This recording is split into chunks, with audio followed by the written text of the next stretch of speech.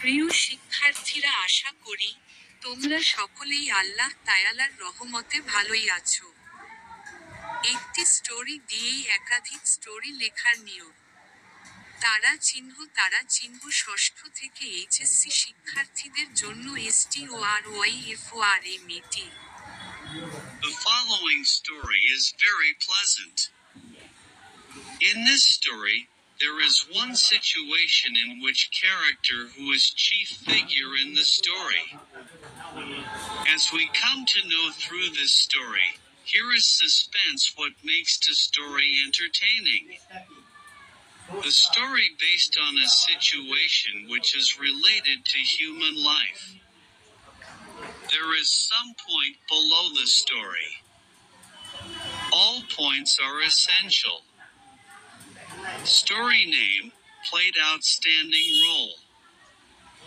He/she was highlighted as hero/heroine of story name. There are many interesting characters in this story.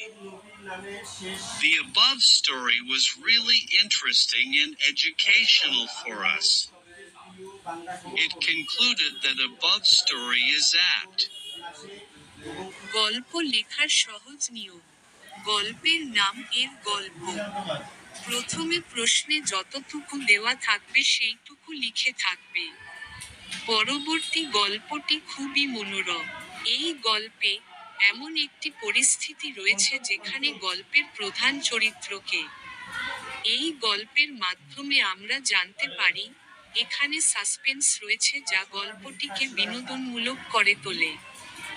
গল্পটি এমন একটি পরিস্থিতির উপর ভিত্তি করে তৈরি যা মানব জীবনের সাথে সম্পর্কিত। গল্পের নিচে কিছু পয়েন্ট রয়েছে। সমস্ত পয়েন্ট অপরিহার্য।